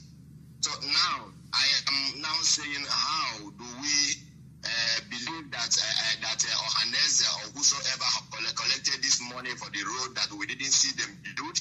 Because government in that particular setup have made it clear that when you finish the building with your money, you come and collect it back. But in our own side, that nobody builded anything. Then how did government get the money that you are talking about? Because I want to be sure, because this is our fathers. We all want everything that are genuine, everything that are correct. But I will condemn my father when he did what is wrong. But it will not be right if I will be condemning them for what they are not guilty of. Now, let me put it to you this way. So you're saying that Goodluck Jonathan was in office for 6 years and he never awarded the contract or released the funds for Enugu Iguacha Expressway. Is that what you're saying? Yeah, his system was build your road and come and collect the money. That was what I heard in his administration. No, I don't believe in hearing something. I believe in something that I can confirm and verify. If you know anybody working... I had it directly from Jonathan himself. I had it directly from Jonathan in interview. He said all the state governors build the federal road and come and collect the money. Simple. That is what he said. So if our governors fail to take that advantage, I don't see how Ohaneze... That wasn't what happened. So what you're saying to me, that hold on. Let me correct you, please. So you're saying now that every capital project going on in the zoo as we speak today is go and build and come and collect refund later. You are mistaking two things. The governments of the zoo have been saying, if you spent money on federal roads, come and take it back. And I want you to send anybody to Federal Ministry of Works. I think it's where Fashola is, the man of darkness. Send anybody there. Let them go and bribe whoever is at the gate. Go and bribe somebody to bring out the files for you. Just tell them that you want to know the status of Enugu Iguacha Expressway. Tell them the same thing about Enugu Onitsha Expressway as well. They will tell you. And then lastly, I know who ate the money for Umuahia Uwere. You know the road that passed Trimbis, Are you aware of that road? I know who ate that money. I know who has it. And what they did with it. So we should stop providing excuses for people who are corrupt. That is the reason why the zoo is corrupt. Because black people always make up excuses for what is evil. Since I made the allegation, has any of them come out to say that it is not correct? And if you have somebody who's close to Jonathan, ask him to ask Jonathan, how many times have you awarded Enugu Iguacha Expressway? Then you'll be shocked. you will be devastated as to what has been going on in our land. So we know all these things very well. Do you know how many times they ate the money? Onisha, Owerri. Ask anybody who lives around there. Ask them. Obasanjo had to literally cry and scream before they built Owerri to Onisha. Are you aware of that? So which state governor built Enugu to Onitsha? Which governor built Owerri to Onitsha expressway and collected money from federal government? If what you're saying is correct. I think it was in Gige, if I'm not mistaken. Anambra Federal Road. In fact, Gige built it out of rebellion because he wanted to prove a point. But later it became norms. Thereafter, others, Jonathan said others can build and collect the money. My brother, you are wrong. Whoever stole our money, listen, whoever stole our money is going to bring it out. I love respecting my elders, but I am not a fool, and anybody that misbehaves, I am out for capital punishment. I don't care whosoever that person is, because we don't deserve all this darkness and evil we are seeing in our country, in our region. Yes. But what I will not stand is it can never be right for us to stand and say that somebody that is not guilty is guilty when he's not guilty. No. That's why I'm saying what I have given you the facts and the figures. And listen, Ngige did not build any Owerri. So Ngige built Onitsha to Owerri. Built it all the way to Assumpta Cathedral. Ngige built only between the Onitsha metropolis. He didn't go beyond that. But I'm talking about a federal road. I'm not talking about the trunk B roads you have in Anambra. We must be able to understand issues and facts before we debate or argue it. Ngige built roads, B2B built roads as well. We understand that. NDDC under this man, Onyema, I think his name is Onyema, he built a lot of roads as well. A lot of little feeder roads connecting communities. I am talking about federal awarded roads. I'm giving you an assignment now. 3 simple assignments. The number 1 assignment is how many times did the federal government of the zoo award the contract for Owerri to Onitsha? I said, how many times? That is your number 1 assignment. Number 2 assignment, send somebody to the Federal Ministry of Works. Let them give you the file. I don't believe in hearsay, what somebody said, interview. I believe in facts and figures. Tell them to give you the file of Enugu Iguacha Expressway. You will see what happened. Then also ask, whilst you're at it, ask them a simple question. When was the last time the contract for Enugu Onitsha Road was awarded? And then lastly, also find out how many times Owerri to Umuahia Road passing through Mbisa has been awarded. Then you'll be shocked. We don't come out here to say what we do not know. What we give you are facts and figures. That is why this is the finest university on the face of this very earth. Because we speak the truth always, even if it leads to our death. You must understand that. But I do also accept what you're saying. People must not think that we come here to level accusations or cast aspersions. That is what they will say. That is what they always say. There are certain people in Federal House of Representatives, in the Senate, that ate the money meant for our roads. And when you finish, you understand the reason why. Have you ever asked yourself the reason why Onitsha Head Bridge is a public-private partnership, whereas they are building the way to Niger Republic? Have you ever asked yourself the reason why? Why Jonathan could not finish Second Niger Bridge? Have you ever asked yourself the reason why? If you know it, these people, as you see them, you will hang all of them. If you see them, you shoot them. If you know what we know, if you see them, you will kill them. You won't insult them, you kill all of them. That is why they don't. Ask yourself, if they are not compromised, are they not using that same road? Why are they not talking? If you go through Enugu Onitsha Expressway, you will see is unpassable. You as a lawmaker, I'm always there. Thank you very much. Have you asked yourself, but politicians come from these areas, why are they not talking? Because they have shared the money. have shared the money. I ask, what is your job? Your job is to go and represent the people. And the roads leading from one part of your constituency to the other is not passable, and it's a federal road. It is a federal road, and you cannot talk. Hey, come on. That tells you all you need to know. But I do accept your points that you have made. And thank you very much. I remain very resolute and determined. Thank you very, very much. We have another caller who happens to be on Skype. This caller on Skype, can you hear us? Hello? Yes, please, your name and where you are, please. Hello. My name is Paul Omubiko. And where are you calling Barcelona. from? From Barcelona. Thank you very much. Please go ahead. Yeah. Omadike, words are not enough to say thanks to you. So now, my question is, we know already about the saboteurs, Ohaneze Ndibo, Eastern governors, and every other person. So, my question is, Bianca Ojukwu, what is her contribution to this struggle? When you answer me, then I have another question. She's very strong and very resolute, and you know how our people are.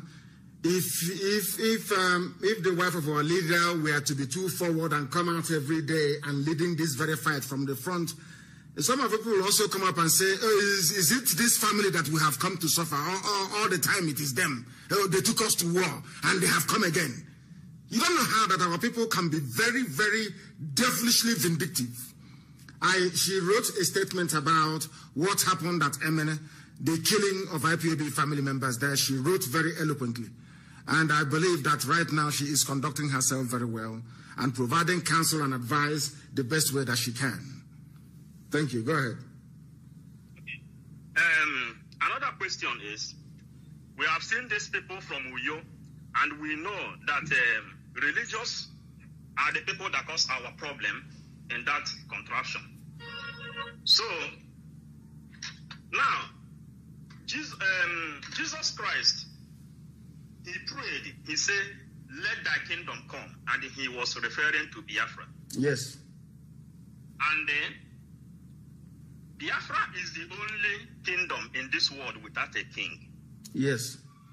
Then, Nostradamus, he said, a prince will rise from the bottom of the trigger, which no man can stop.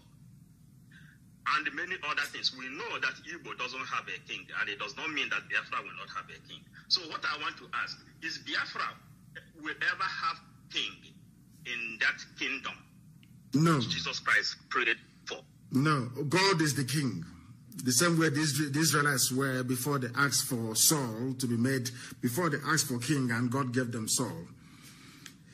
The same way we were without a king, because Chibueze, that is who we are. We are Republicans by nature, and we are going to run a republic where power will reside with the people.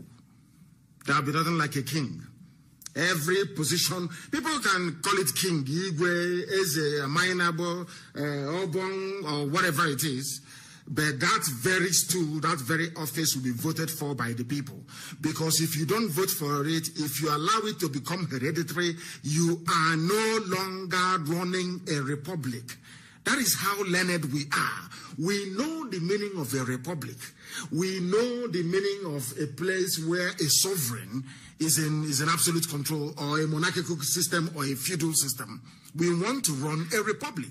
The same way our ancestors did before the white man came with his warrant chief nonsense. Go ahead. So, I have contribution to do, because we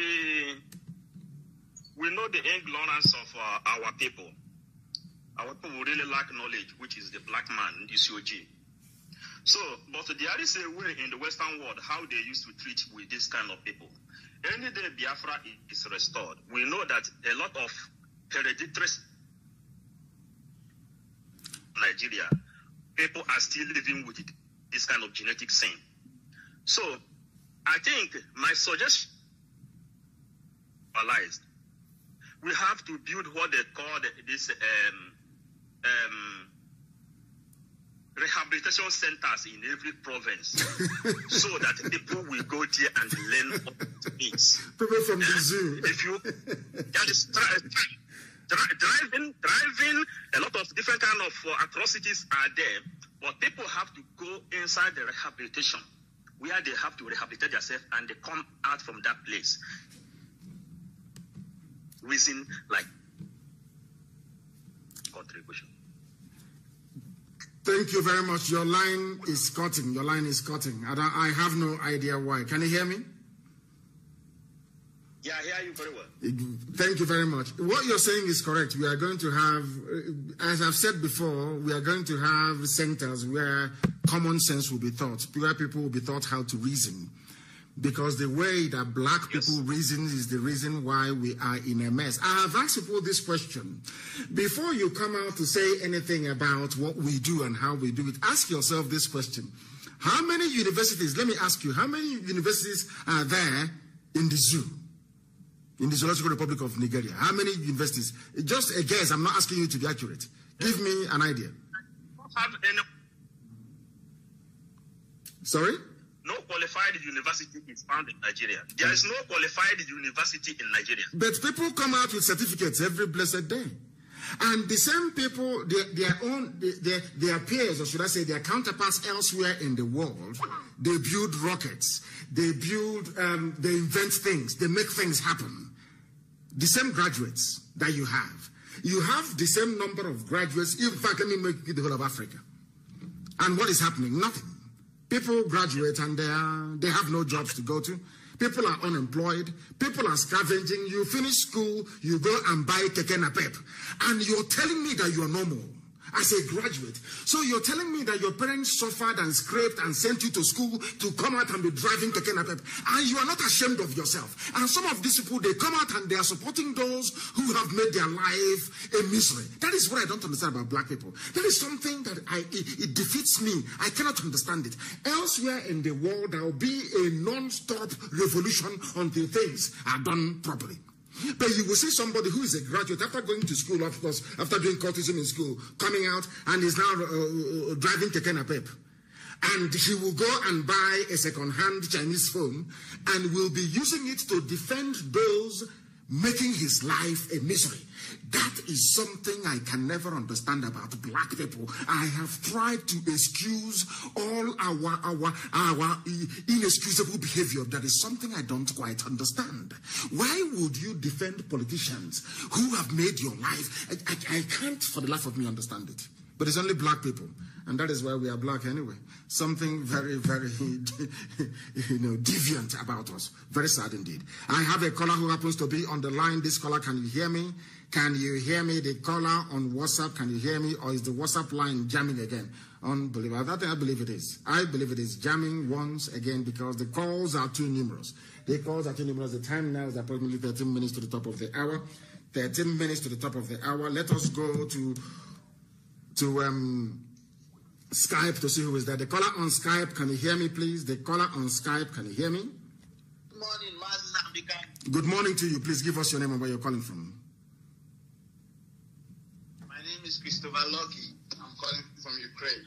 You're calling from Ukraine. You're calling from Ukraine. Thank you very much. Of course, and Facebook is doing their usual rubbish. Please go ahead. First of all, I would like to congratulate you, sir. Congratulations for Biafra, for your good work and for Biafra. Thank you. We thank Chukwukika Biama, who made it possible. Please go ahead. Sir, the amount of gratitude you deserve is more than words. Like, I'm going to build the biggest statue in the world for you and Ojukwu. I don't believe in statues. Personally, I don't believe in statues, to be honest. That's a debate we're going to have in Biafra land. I don't believe in statues at all. I don't believe in it. Like that in North Korea and taller than the Statue of Unity in India. Once I become the president of Biafra. Thank you. Please go ahead. Sir, you have to appoint the first president yourself because you keep talking about the brain of black people. You cannot underestimate stupid people in large numbers. If they vote the wrong person,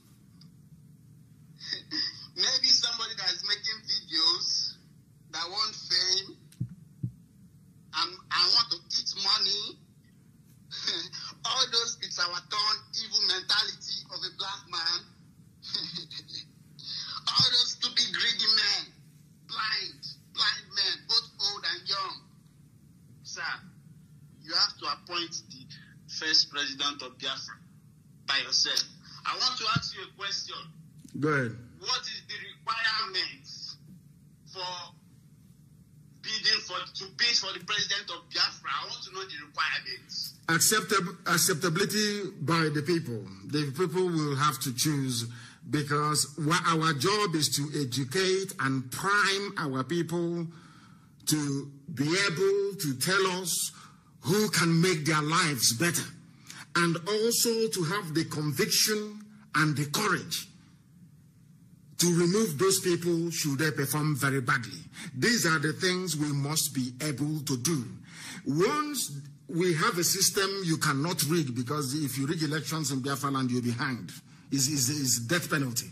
Now, if we have a system whereby you cannot rig elections, that the will of the people will prevail, I trust that the majority of Biafrans always and at all times will be able to make the right choices at all times. So if the people accept you, then you can go and serve them. You're not going to rule anybody. You are going to serve, because if you don't perform very well, they can recall you or remove you from office. So all you need to do is, starting from today. Sorry? Sir, God told me to give Biafrans electricity. God told me to give Biafrans electricity, not NEPA. I'm talking about 24 hours electricity. Electricity that is like oxygen. That, you know, are you an inventor? Did you invent anything? Did you invent, have you invented anything that can give us electricity without burning fossil fuel? Have you developed anything that can give us electricity? Solar energy from the sun. Very good. Now we welcome you to try and make that available as soon as Biafra is restored. Thank you very, very much for that. That is what we would like to hear. I want to know the requirements. Because I am capable. I pass all the requirements physically, spiritually, educationally, mentally, historically. Then you don't need to convince me. You don't need to convince me. Go and convince Biafran people when the time comes. Pray for Biafra to come first of all, and then you put yourself forward. All these, your credentials, will be scrutinized then. It is not left for any electoral commission to be talking rubbish. Our people will choose those that will serve them. And I believe, I genuinely and honestly believe that you will do very, very well. I believe so. The caller on WhatsApp, can you hear me? I can hear you, sir. Good morning, sir. Good morning to you. Please give us your name and where you're calling from, if you may. My name is Okechukwu Augustine. I'm calling from France. From France. Thank you very much. Imo State. Thank you. Thank you. Please go ahead. Yes, sir. This is my first caller on this platform, sir. I've been following your program, watching what you are doing concerning our struggle, sir. Thank you. Continue to guide you. Anybody that want to plan anything against you will use the help to carry it, because there is nemesis on the ground. Yes, of course. I know. All the saboteurs and the rest of them. I've been watching all of them on Facebook. Different talks they are talking. There was a program I told Ikenga about in South Africa when Ikenga was in the program. I told Ikenga, forget about all these people. Leave them alone. So anybody that is digging pit or somebody that did not dig pit for him will fall inside that pit, and that is how it is. He said, I don't know why we bother. There are always going to be idiots. You can't come in a society and you have people who are normal. As I have said before, the primary driver of the instinct of a Biafran is jealousy. That is why we're individualistic. Yes. That is the reason why I have, we must be able to ask ourselves questions. Why is it that Abaribe has nobody supporting him? It's only him saying what we all want to hear on a daily basis. He is not a member of IPOB, but he has seen something wrong with how his people are being treated, and he's rising up to speak about it. No other person will ever rise up to say, I support what Abaribe is doing. It's out of jealousy. Look at him every time. It's only him that they eulogize. It's him that they adore all the time. It is in the nature of a black man. I have said this thing before. I have all my orientation, so to speak, I got from England, for instance. When I got to England newly, there used to be a program called the $64,000 question. Then after that, after many years, they now have the Who Wants to Be a Millionaire and all this quiz. If you see the way that people, you don't know the person answering those questions or attending to that very quiz, everybody wants them to win. And you get to work in the morning and you'll be wondering, and I spend time wondering, thinking to myself, why is it that white people, anytime we get to work, they'll be saying, he made a mistake or she made a mistake, I wanted him to win, I was rooting for him. And they are not even related. Compare and contrast that with the behavior of black people. As you are about to be asked the question that will give you $1 million. Hey, oh my goodness, oh, why not me? Oh, dear God, he's not going to get anything. So tomorrow he will be a millionaire. And I've asked you before, why is it that when people are successful, you have another person from another compound looking for who to poison from that family? That is how black people are in this UG. Black, that is how they reason. That is how they have evolved.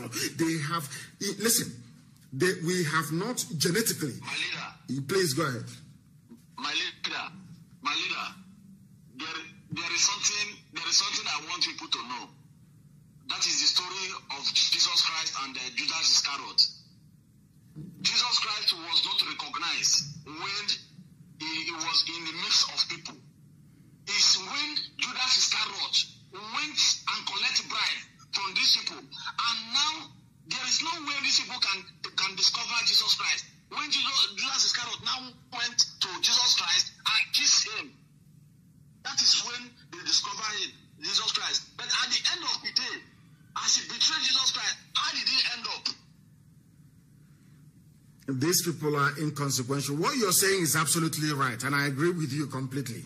But I believe that we are spending inordinate amount of time discussing people who are irrelevant, quite frankly. And the reason why we discuss them is because, as I have said before, for us, gossip sells. It is part of that, a culture of gossip and recycling things that are irrelevant. What we must do and what we have done in the past and must continue to do is to focus on the very difficult task of restoring Biafra. I have said this thing before, and allow me to also say it again, and I'll ask it by way of a question. During the war, are you telling me that Fulani soldiers did not impregnate certain women to give birth to children? Of course they did. You must understand that. Why is it that a whole, a sizable chunk of Anyama is saying they're not Igbo? Because their parents are from Fulani Janjaweed. That is the way it is. So people, you cannot expect somebody that a Fulani man fathered to Onime or Moya, then you want him to come and support what you're doing. Of course, he will support his parents' people. Of course, he will support one Nigeria. He will do everything he can to make the zoo viable. And that is what we are saying, that you shouldn't be paying attention to people who are non-entities, people who are inconsequential. I have a caller on the line. Do I have that caller? No, I don't anymore. I don't have that caller. We have come perilously close, I would say, or should I say in a nice way, we have come to the end of the program, but I will take one or two more calls, and then we see where that takes us. To the caller on the line, the caller on Skype. Can you hear me, please? Your name and where you are. Good morning, sir. Good morning to you. Your name and where you're calling from? Yes, my name is Chinedobi. I'm calling from DRC, Congo. From Democratic Republic of Congo. Please go ahead. Yes, sir. Okay, sir. Please, I have 2 or 3 questions to ask you, but I want to follow you answer a little bit question for the guy that called and said their mother in the village are listening. They want to know why IPOB is the people to actualize Biafra. I have just 1 minute to put a little explanation on that. First of all, they're supposed to know who started Biafra for the first time. It's our leader from Anambra. He carried the cross, and the cross, the letter becomes so weight, he dropped. The second person came up from Imo State and carried the cross. At the time, he dropped. Now, the third person has come. Our people said, so you have come up to carry the cross, and you have chosen yourself to carry and to bear the insult from many people. That shows that IPOB is the people to restore Biafra for us. Are you with me, sir? Loud and clear. I can hear you, loud and clear, and the whole world is listening. Okay, sir. Now, he has to tell their mother in the village, the person that liberated the children of Israel from Egypt is a first son, like you. I'm a first son also, I know. And God have a covenant with every first son. You have come with that covenant that God has, even no matter how upon how deep the sins of Cain is, but God did not kill Cain because he has a covenant with the first son. So as you have come up and carried this cross, it is only the simple way to address our mothers in the village that there's no any other person that can give us Biafra apart from you at the forefront with IPOB.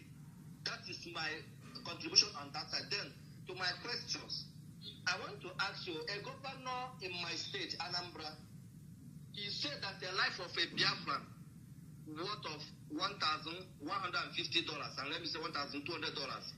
If a Fulani man killed a Biafran man in Anambra, that Fulani will pay $500,000. Please, I want you to tell us, how much is our life worth? How much is a life of Biafran worth? That is number one. Number two, as a police officer or as a security officer in Biafra land, can I be able to train my child or my children up to the secondary school or university level? Because I know in the zoo, a police officer cannot take his child or their children up to the secondary school level without indulging himself or herself in an illegal or bribe or whatever, and talking of university. So as a security officer in Biafra land, are we going to be able to train our children up to university level? I will answer you. Then number three, in the zoo, most especially in the southeast, in Biafra land, we don't have a standard hospital that has a helicopter. They have their number that if you call on emergency, they will come with their helicopter to rescue life, because this is one of the reasons people are dying carelessly. Before you can be able to travel from where with bad roads and pothole and whatever, the person will give up. But we do watch the white men, once there is an emergency, helicopter will be there, even their boss or their whatever will be there, they will rescue people on time. Are we going to have a standard hospital like that in Biafra land? Thank you very much. Finally, finally, sir, our political leaders today, all this called Ndoshi, all this the so-called elite or whatever they call themselves now, when Biafra is restored, there is something French called remise et reprise. That is when they are exchanging some documents or whatever, or like when you have a new president. Are we going to have a kind of the risk of our leaders, the Biafran leaders, that has collected contracts of loads or contracts for a mega project in Eastern Region, so that we can be able to know their names very well and deal with them mercilessly? Thank you very much, sir. Thank you. From Katanga, DRC. Thank you. Thank you very much. I hope to remember all the questions you asked. Initially you said, what is the price of life? Where we come from, you can't exchange anything that is material for life. In other words, Nwakego, which means that life is supreme. In Dubisi, life is more than anything in the world. So, and we are going to go on valuing life the same way we were doing it before the white man came with his colonization. And today we are a mess. And today you have Biafran people, you have Igbo men and women running SARS in Okozo, harvesting organs of their fellow Igbo people. Something that is an abomination before God Almighty in heaven. So for us, life is priceless. You cannot put a price to life itself. And I think your second question was concerning if you're a police officer, if you are going to train your children to university level. Education in Biafra land will be free right up to university level. We have been agonizing as to how we are going to fund that. We don't want to remove the responsibility. People will go to colleges and to universities with students' loans. When you finish and you come out, you can repay if your parents cannot pay for you. There will be bursaries, there will be scholarship. We're going to do all we can to make sure that education is accessible for each and every child that needs it. Mind you, education will be compulsory up to the age of 18. Then they can now branch off into whatever discipline or endeavor that takes their fancy, but education will be compulsory and free and qualitative at the same time. And also, you talked about hospital. We are going to build world-class hospitals.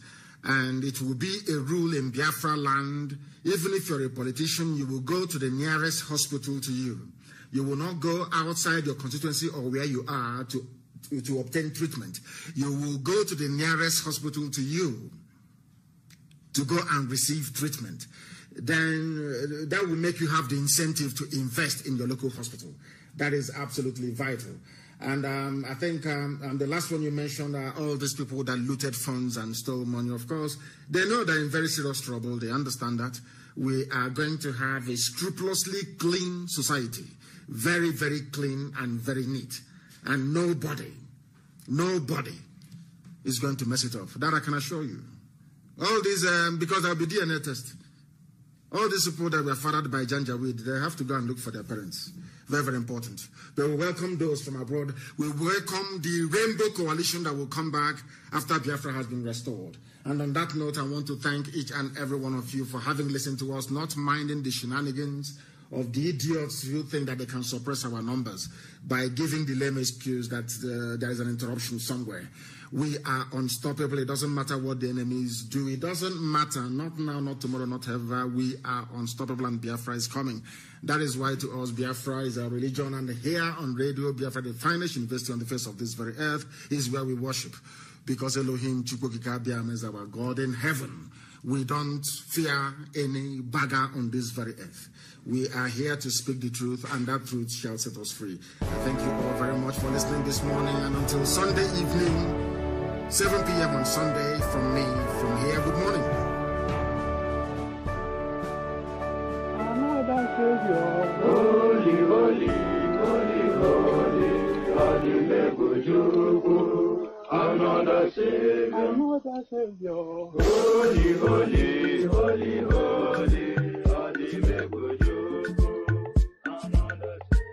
Well, this is Mobien.